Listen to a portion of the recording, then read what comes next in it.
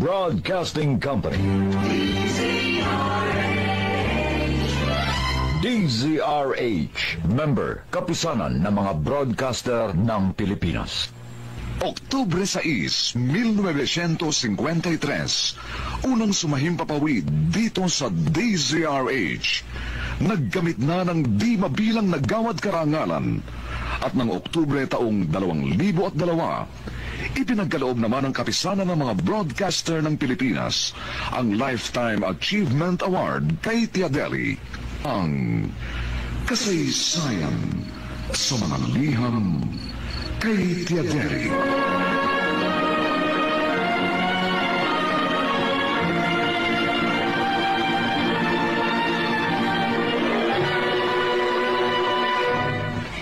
Itong inyong Tiadeli.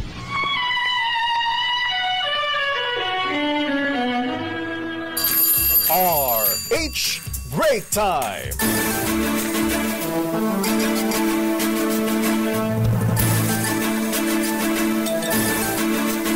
Magandang hapon, Pilipinas. Thank God it's a Friday. Yay! Ako po si Deo Macalma. Ako naman, Thea Petro Corpuz.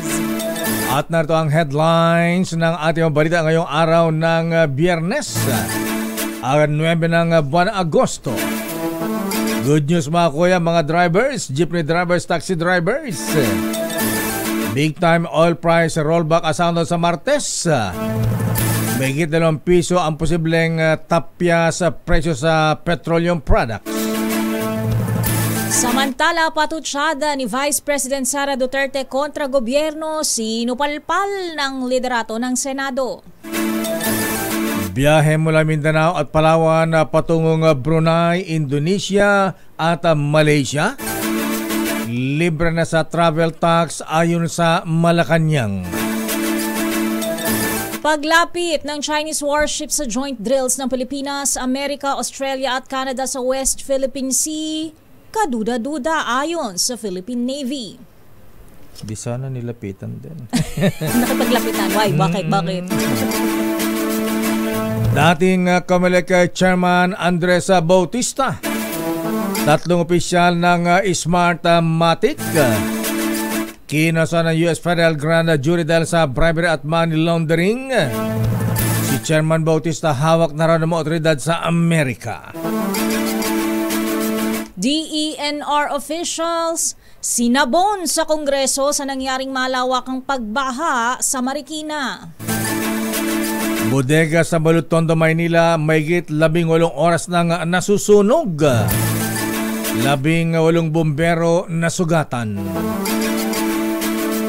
Friendly fire sa pagkamatay ng isang pulis sa isang anti-kidnapping operation sa Pampanga, sinisilip. Magpinsan, brutal na pinatay gamit ang ice pick at kutsilyo sa isang condominium. Ang motibo, selos. Operasyon ng LRT-1 suspendido ng 3 weekend bilang paghanda sa pagbubukas ng LRT-1 Cavite Extension Phase 1.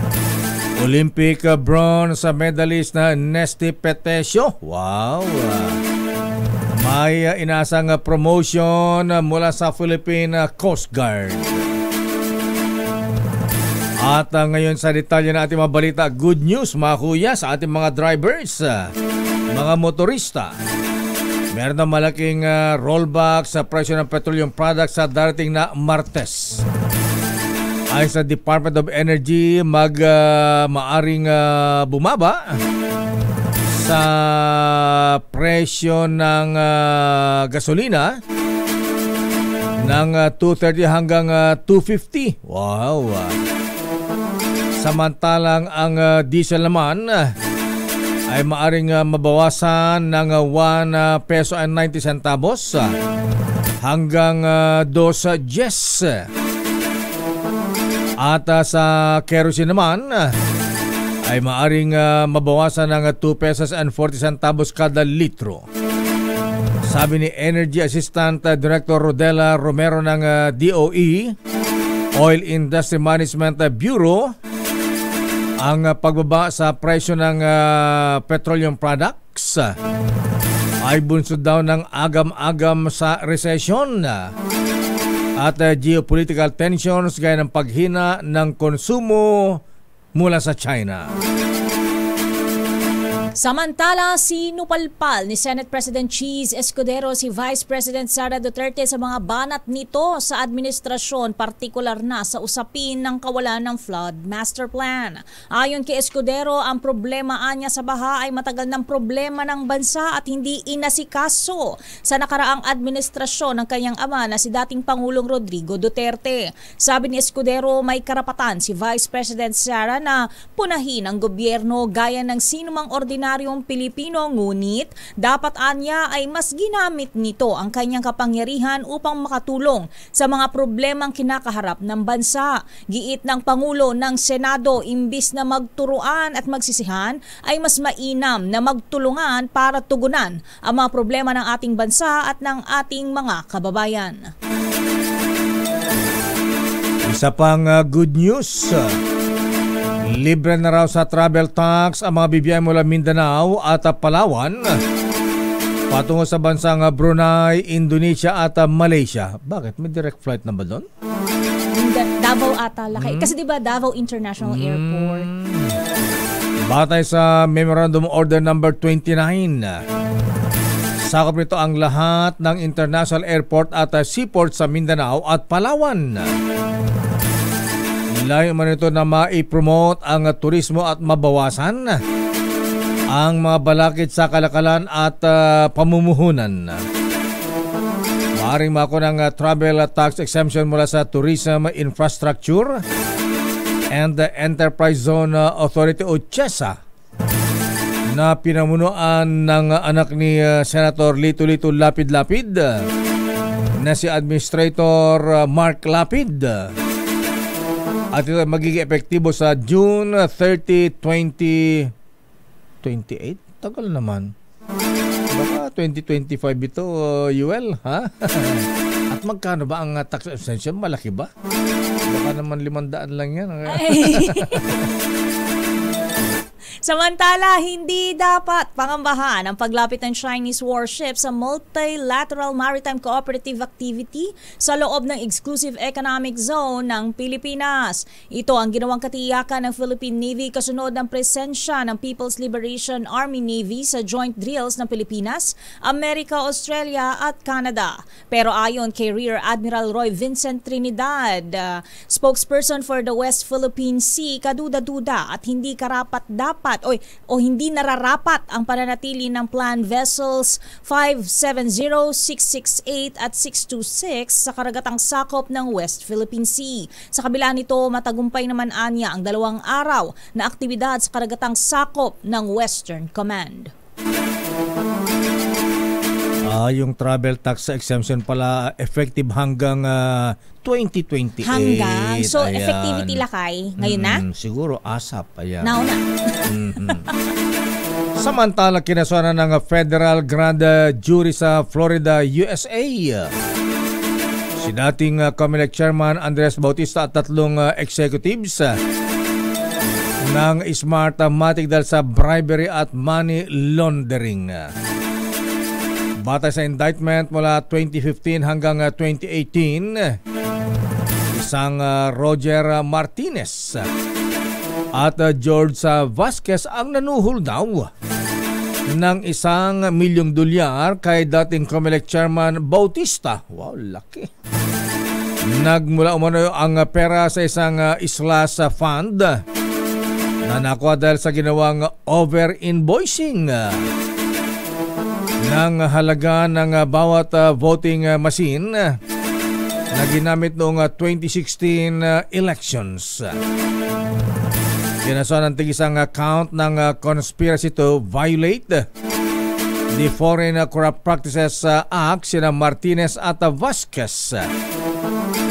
Kinasuhan din sila ng conspiracy to commit money laundering at 3 counts na international laundering of monetary instruments At dito ay kasama na ang dating COMELEC Chairman Andy Bautista at isa pang nagngangalang Eli Moreno.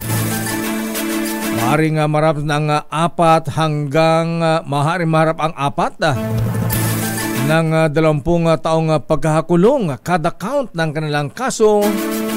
At ang report ay hawak na ng mga otoridad ng Amerika ang dating COMELEC Chairman Bautista sa Amerika.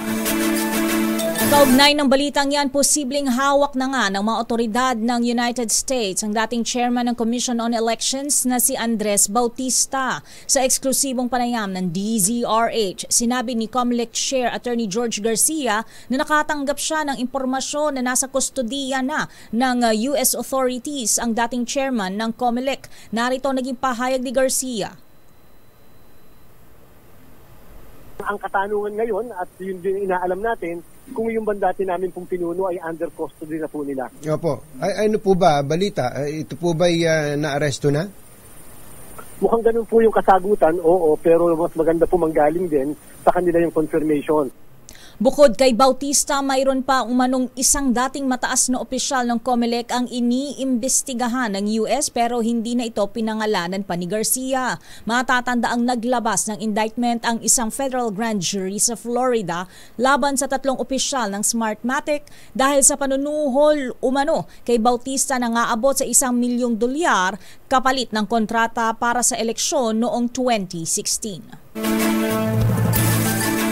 Sinabon naman ng ilang kongresista ang opisyal ng DENR. Dahil daw sa kapalpakan nila, kaya nangyari ang malawakang pagbaha sa Marikina at ilang pang bahagi ng Metro Manila. Dahil daw sa kawalan na aksyon ng DENR para mapaalis ang mga illegal structure sa Marikina watershed. Sa pagsalang ng DENR official sa budget hearing para sa taong 2025, kinwestiyon ni Congresswoman Estela Kimbo ang pananatili ng may strukturang nagdudulot ng malawakang pagbaha sa Marikina noong nanalasa ang bagyong Karina. Sinabon si DNR Secretary? Sinawa kay Lola Antonia. Pero depensa naman ni DNR Secretary Maria Antonia Tony Yulo Loizaga, wala silang enforcement power para mapaalis ang mga ito kahit pa protected area ang nasabing watershed. Di dapat ang LGU, mga pulis, ang hiningan nila ng tulong. Dahil dito hiniling ng DNR na amyandahan ang batas para mabigyan sila ng police power at maaksyonan ang ganitong problema sa protected areas tulad ng mga watershed. Pero dapat ang sinasabon mo, Congresswoman Estela Suarez Kimbo, ha? Sino? Kapwa nila kongresista. Bakit? Ayan. Na may mga ghost projects o kaya patsi-patsing flood control projects. Ayan.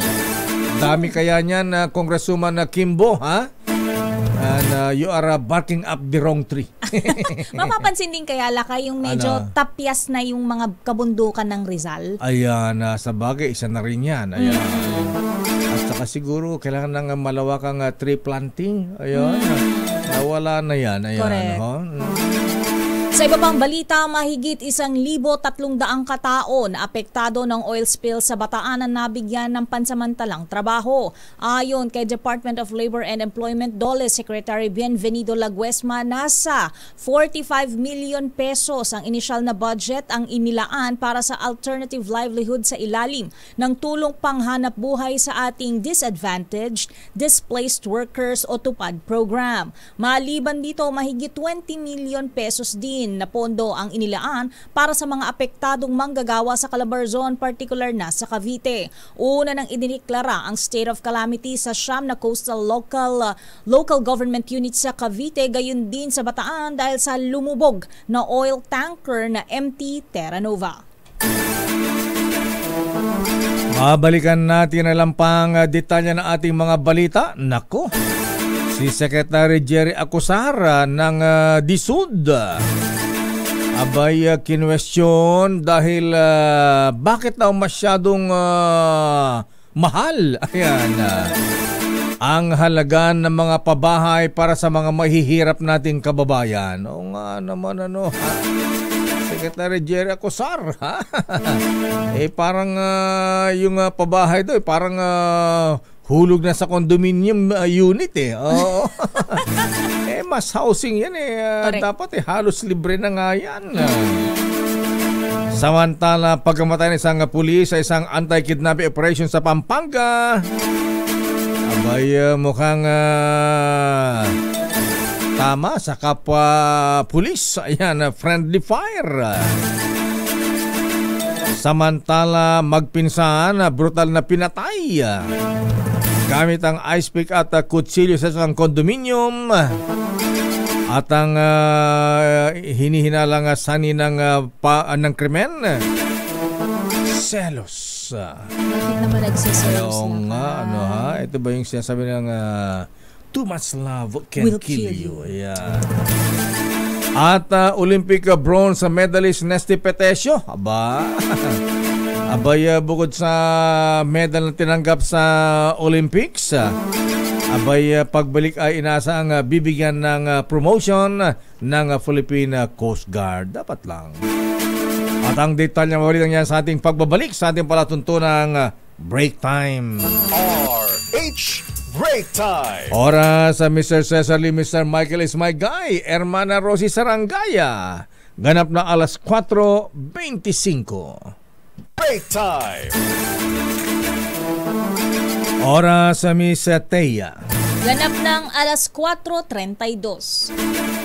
At oras na para batiin natin na happy birthday si Commissioner Brad, Commissioner June Medroso. Happy birthday, Brad. Binabati ka ng mga kapans sa Taulam Kappa Fraternity Sorority. Happy birthday din kay Angelica Malyo Agarap ng Digital FM Media. At happy birthday din kay Noble Alan Rafael dyan sa General Santos City mula sa mga brethren sa Kaduma Sonic Lads at Aguila Aloha Shriners. At happy birthday din kay Berusiful Gerard Ceballos. At sa report, Vice President Inday Sara Duterte Carpio. Ipinagtanggol naman ni Senator Amy Marcos sa mga banat nito laban sa administrasyon ni Ading ni Pangulong Ferdinand Bongbong Marcos Jr. Alamin natin ang detalye mula kay Aris number 28. Anong sabi ni Manang Amy sa kanyang sa mga banat ni Inday kay Ading Bonget? Aris number 28, Raymond Advance, please come in. Raymond. Mayor Mistaya, todo tanggol si Senator Amy Marcos kay Vice President Sara Duterte kasunod ng pinakawalan nitong banat sa administrasyon. Ayon kay Senador Amy, ipinahiwatig lang ni VP Sara ang mithiin ng lahat ng Pilipino. Ito ay ang mawala ang baha, maibsan ang bagyo, to pa rin ang PhilHealth ang mandato nito, murang pagkain at peace in order. Aminado itong hindi na maiwasan na may pitik ito sa administrasyon dahil kailangan naman talagang may mga area na dapat mag-improve. Para kay Senador Marcos, itinuturing pa rin niyang kaibigan si VP Sara dahil ayaw niya ng away kahit aminado itong wasak na ang uniteam. Nakasasama naman umano ng loob ay umaasa pa rin siyang may magagawa pa dahil napakaraming problema ng bansa na dapat unahing tugunan at kailangan ng pagkakaisa ng lahat. Ito si RH28 Raymond Advance, nagulat para sa DZRH, una sa Pilipinas, una sa Pilipino. Agriringgok tamatan, lakay. Ilang aktibo at retiradong pulis handang tumestigo sa isyu ng war on drugs. Idetali mo RH12, Milky Ruganan, Manang Milky. Kaya at lakay ilang aktibo at retiradong opisyal ng Philippine National Police ang handang sabihin ng kanilang nalalaman sa madugong war on drugs ng nagdaang Duterte administration. Ayon kay Congressman Robert A. Barbers and Chairman ng House Committee on Dangerous Drugs, marami na ang nagpapadala ng kanilang feelers sa Quad Committee ang 4 na komiteng pinagsama para imbestigahan ang issue ng extrajudicial killings, pogo at illegal drugs. Sabi ni Barbers, kanilang pakikinggan ang mga nais na tumistigo para matukoy kung gaano kahalagang impormasyon na kanilang handang isawalat at sa public hearing at sa executive session ng Quadcom. Tumanggi naman si Barbers sa pangalanan ng mga retirado at aktibong pulis na nagpahayag ng handaang tumistigo sa Quadcom. Hindi rin sinabi ni Barbers kung kasama dito sa mga magsasalita si Major Romeo Karamat Jr. Batay sa alegasyon ni Senator Ronald Bato de la Rosa, si Karamat ay nakapulong umano ng mga opisyal ng gobyerno, pero ito ay mabilis na pinabulaanan ng ilang mga opisyal ng pamahalaan, kabilang na dito si Congressman El Zaldico, at sinasabi niyang kapalit daw ng pagbubulgar itong si Karamat ay ang kanyang pagkakatalaga bilang hepe ng Philippine National Police. Ana Milky. Si Milky yes, okay. Ayan, tuloy na ba yung committee hearing sa Davao mismo? Yung Quadcom? Yung Quadcom lakay, 4 yan na komite ng Kongreso. Ito ay magsisimula ng hearing sa August 15. Ang bibigyan nila ng investigasyon ay ang issue ng EJK, war on drugs at pogo. So saan na gagawin sa Mindanao? Sa Davao ba? Cebu?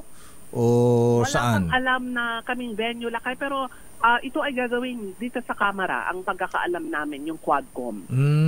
Akala ko ilalapit na sa Mindanao para daw wala nang rason na hindi makadalo ang dating Pangulong Duterte sa mga hearing.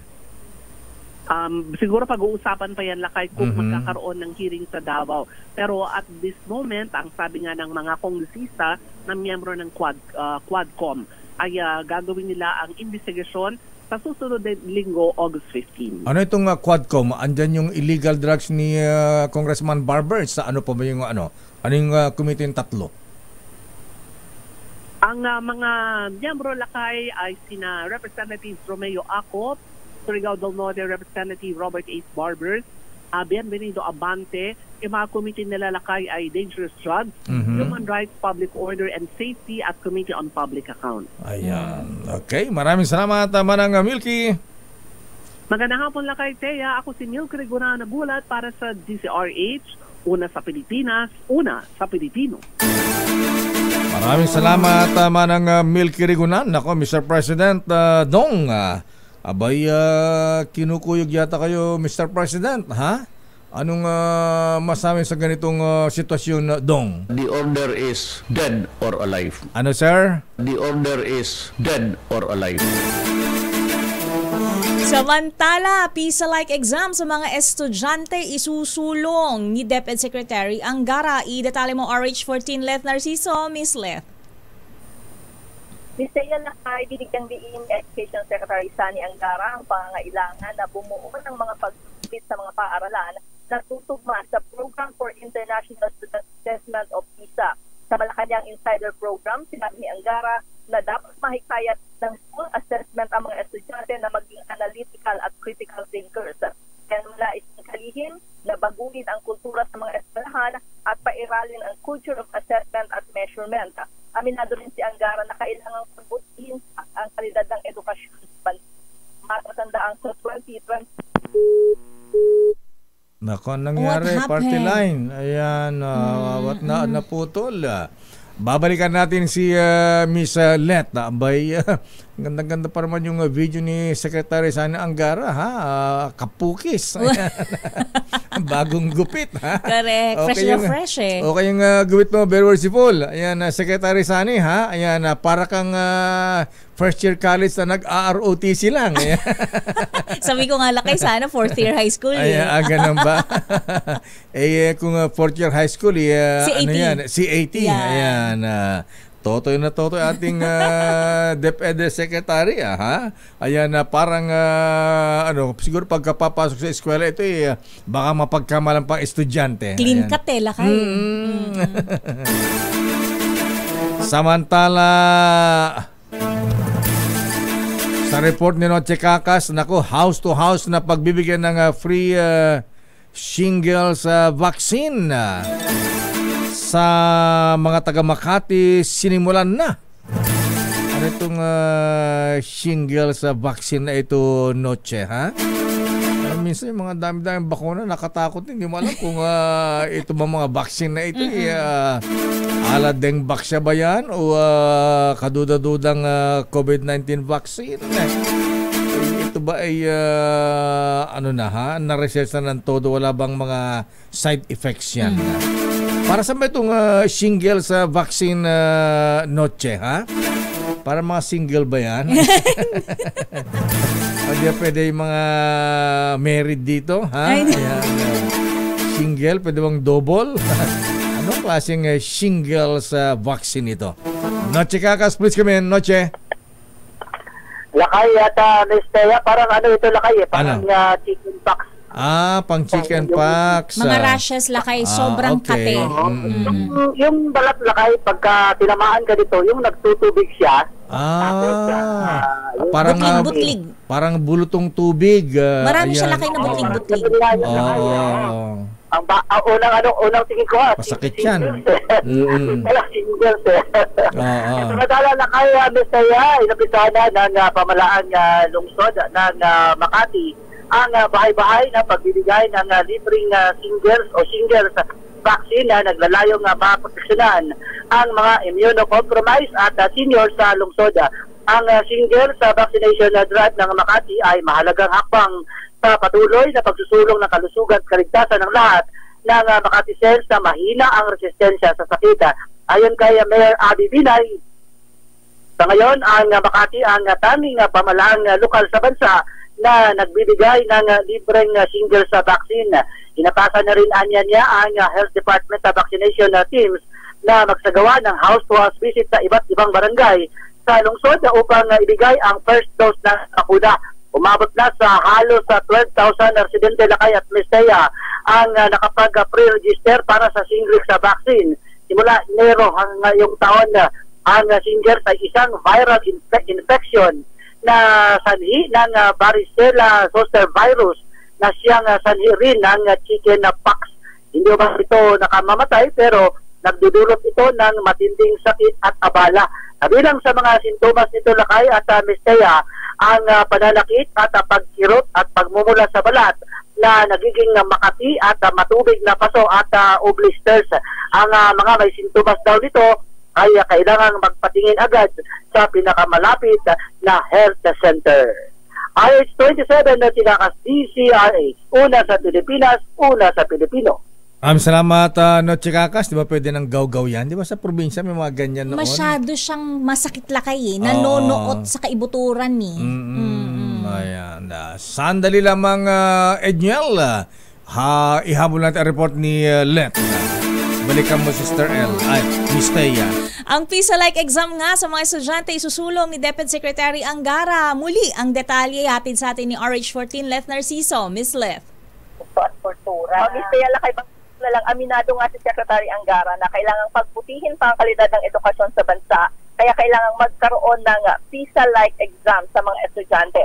Matatandaan sa 2022 PISA, kulelat ang mga estudyanteng Pilipino sa reading, math at science, habang second to the last naman ang Pilipinas sa kauna-unahang creative thinking assessment na isinagawa sa 64 na mga bansa sa buong mundo. Narito si Secretary Angara. It really goes to the quality of our education because the PISA exam measures very specific types of skills. They present you with a situation and you must react to it and analyze it. So hindi lang siya parang yung normal exam na ano yung nangyari itong date na to or ano yung cause nito. So they really give you a problem. It's a very real world type of thing. I saw it. It was quite hard. It's not easy. I've seen it also. So hindi siya madali at minsan cross-cutting pa siya. Ibig sabihin by cross-cutting, marami siyang tinatakal. Pwedeng math, may reading in one problem. Si Education Secretary Sani Angara. Let Narciso para sa Let, ano nga ba yung PISA? Hindi naman ito yung nabibili sa Shakey's tsaka sa Tropical Hut. Ano? Hindi ito yung Leaning Tower of PISA rin, Lakay. Hindi Tower. Program for International Student Assessment. Ayun, a program for international Student assessment. Ayan. Student assessment, lakay. Dahil kulela tayo dyan eh. Oo nga, ang ginutom tuloy ako. Okay. Ano yung schedule ng Pangulong Marcos? Ngayong Biyernes, ano pa nag-schedule ng Pangulong Marcos? Tahimik ang Malacanang lakay ngayong araw ng Biyernes. Beauty rest siguro. Siguro papakulay ng buhok. Maraming salamat, Miss Leta. Balik sa inyo lakay at Miss Thea. Babalikan natin lang pang detalye ng ating balita. Standby Edniel. Allah, ha? Si Jelmar Bill. General Torre, ha? Abay, Colonel Hansel Marandan ko yan. Ayan. Aba, ang PNP po naghahanda na raw ng operasyon para arestuin si Pastor Kibuloy. Talaga? Ang detalye po ng balita niya sa ating pagbabalik sa ating palatuntunang break time. RH Break Time. Oras, Congressman Roy Loyola. Ganap na alas 4:46. Balikan natin ang mga balita. Kinuwestiyon na ilang kongresista ang halaga ng pabahay ng gobyerno sa na umano hindi kayang bayaran ng mahirap nating mga kabayan dahil mahal. Sa budget briefing ng Department of Human Settlements and Urban Development, sinabi ni House Deputy Minority Leader Arlene Brosas na mahal ang 1.2 hanggang 1.4 million pesos na halaga ng bawat unit na pabahay. Ito ay nasa ilalim ng pambansang pabahay para sa Filipino Program of 4 PAs na ayon kay Brosas ay hindi may tuturing na pro-poor. Paliwanag naman ni DSUD Secretary Jerry Acusar, mas muraan niya ang alok nilang housing units kumpara sa market value na umabot naman sa 4 na milyong piso. Ayon pa kay Secretary Acusar, bukod sa ipinatutupad na interest subsidy, para mas maagang pagbabayad ay meron niya silang graduated amortization sa mga benepisaryo at hindi lahat ng unit ay milyong piso ang halaga. At namigyan naman ng mga food packs, family food packs sa may 1,000 benepisaryo sa Kalumpit, Bulacan. Ang grupo naman ni Senator Lito Lapid. Kabilang sa mga binigyan ng ayuda ay ang mga senior citizens, PWD, single parents at mga estudyante. Inasa ni Senator Lapid makakatulong ang nasabing food packs para pansamantala may tawid ang pangailangan ng mga pamilya na naapektuhan ng baha sanhin ng bagyong Karina sa Kalumpit, Bulacan. Patuloy naman ang pag-ikot ng senador sa mga sinalanta ng bagyo sa iba pang lugar para mamahagi ng ayuda. Senator Lito, baka pwede kang umabot ng Pinili, Ilocos Norte, ha? Yan.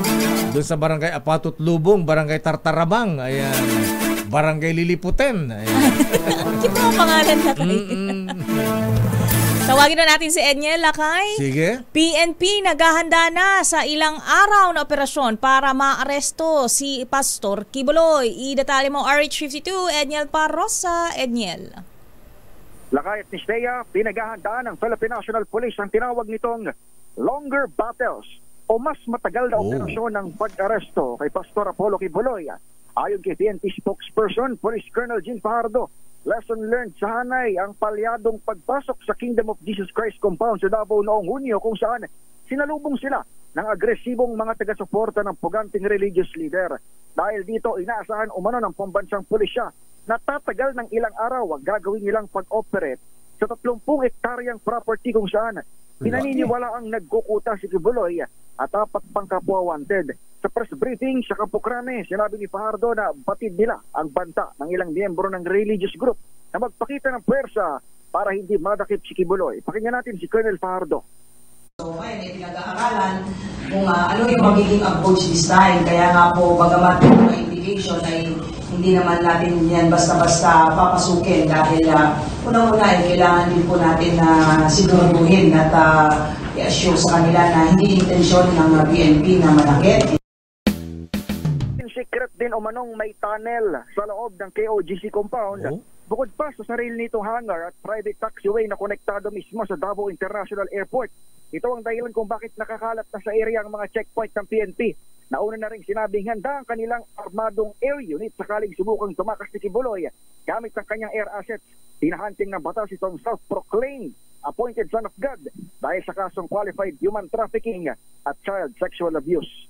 Ito si Edniel Rosa. Yes, Lakay. Arda yung klaseng tunnel, parang tunnel na gawa ng mga Pogo o parang kay El Chapo?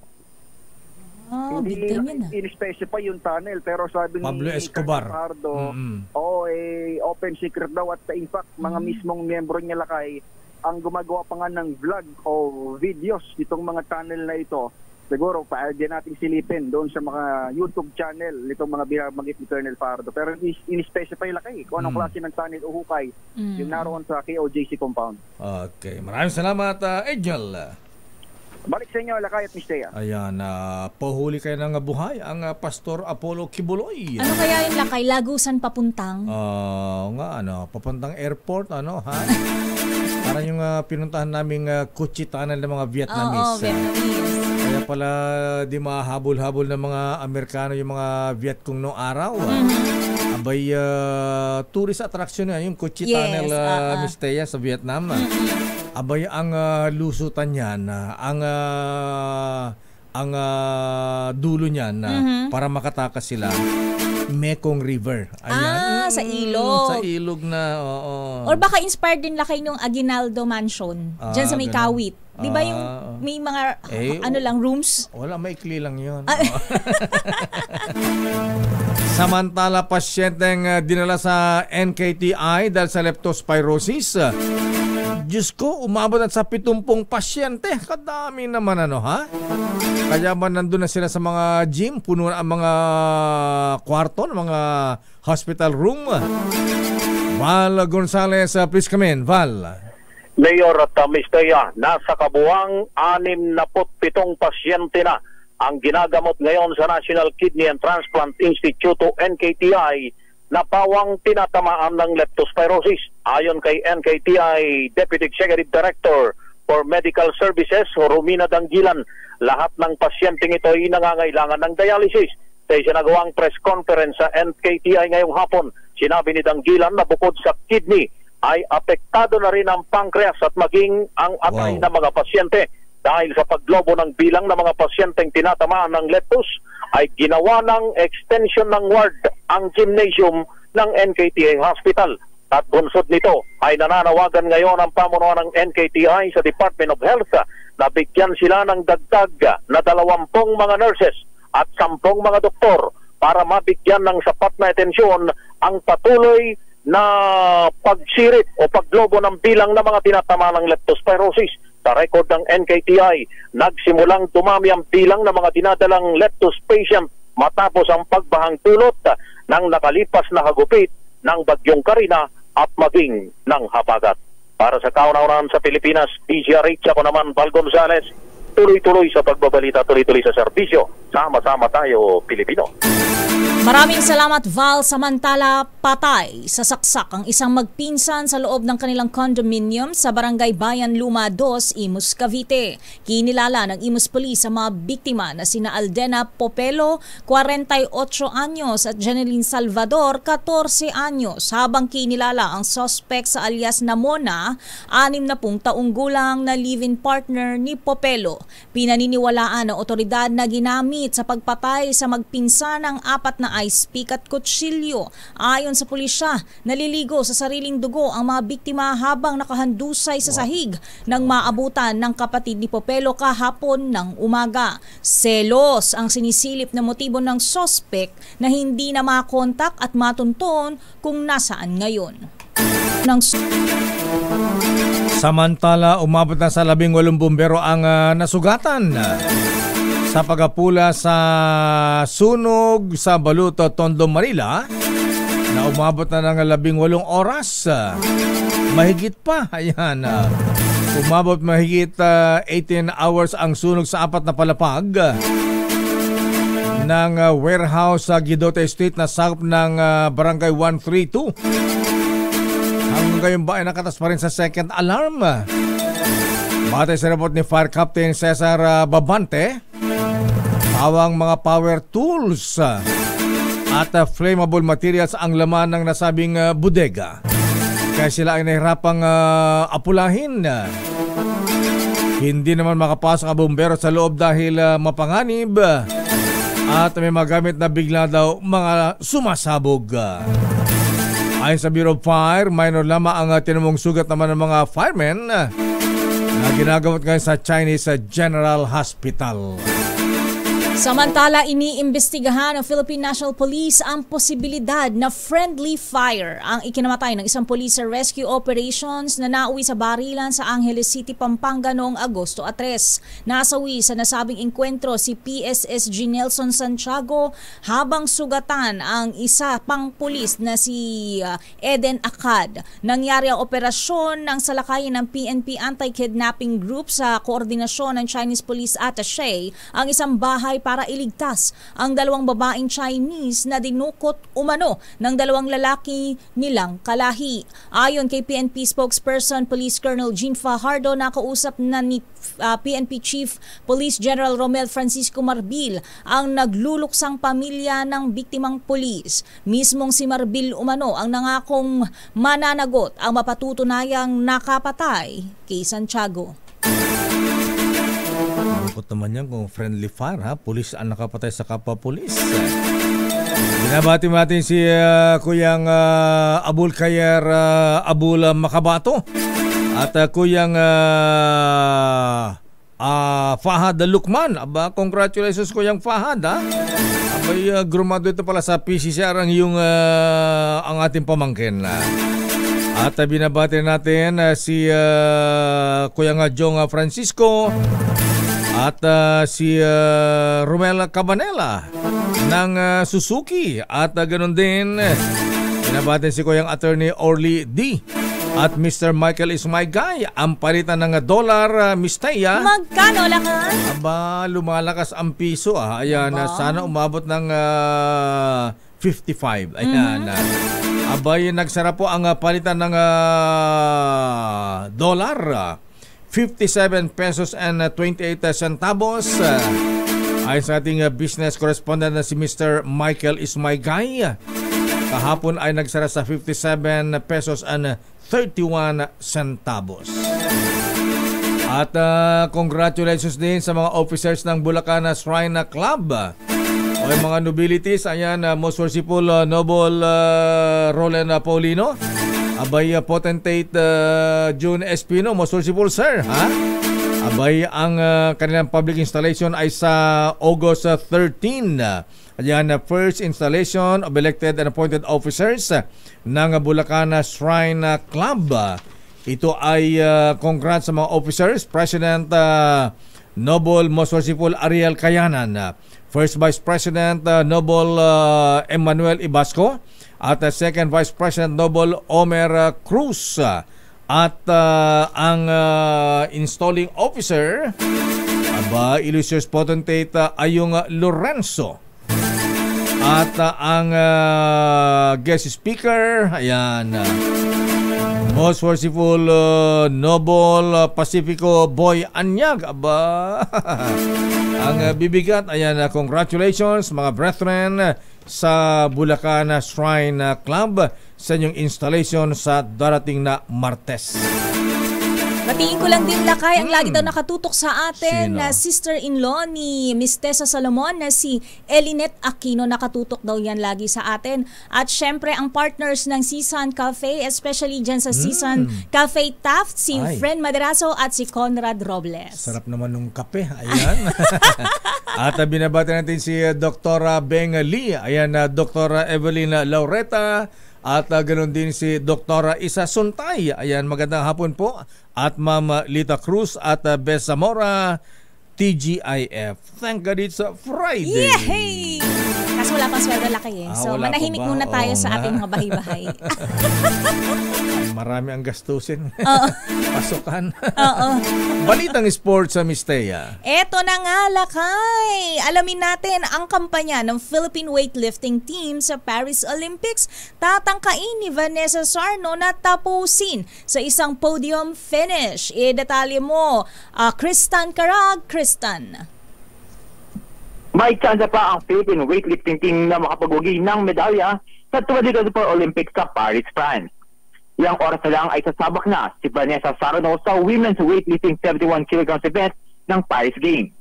Dito sa Pilipinas, mapapanood natin ang laban ni Sarno bukas 1:30 a.m. Maya noong nagdaang Olympics sa Tokyo, Japan, na panalo ni Filipina weightlifter Heidelin Diaz ang unang gintong medalya ng Pilipinas sa Olympics. Samantala, maliban kay Sarno, nakabantay rin tayo sa papatuloy na kampanya ni Filipina golfers Bianca Pagdanganan at Doti Ardina. Kasakuyang meron ng 2 gintong medalya at 2 bronze medals ang Pilipinas sa Paris Games na magtatapos na sa linggo. Ito si RH53 Kristan Karag, DZRH, una sa Pilipinas, una sa Pilipino. Yan, sana may chance ang ating mga golfers. Ayan, si Bianca Pagdanganan at Doti ba? Ardina. Ayan. Umangat-angat yung pwesto, Lakay, ano? Oo, ayan. Sana kayanin pa. Kayanin pa. Yes. Ayan.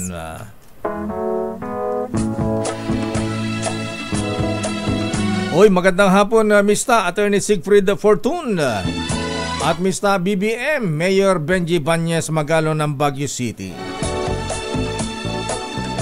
At yan ang kamo natin palatuntunan ng break time. See you next week. Monday na Lakay. Konting tulog na lang, Burmans na. Pasko na.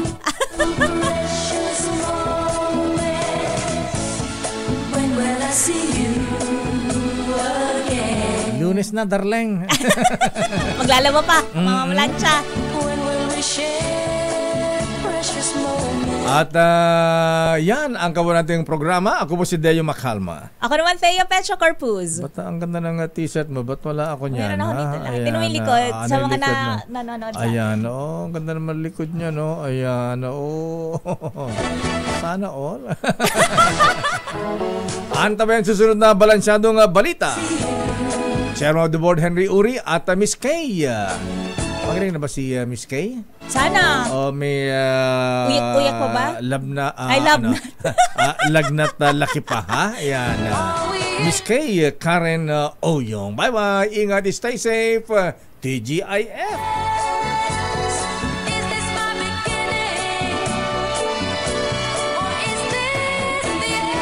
Oras parang sardinas, alas 5:05.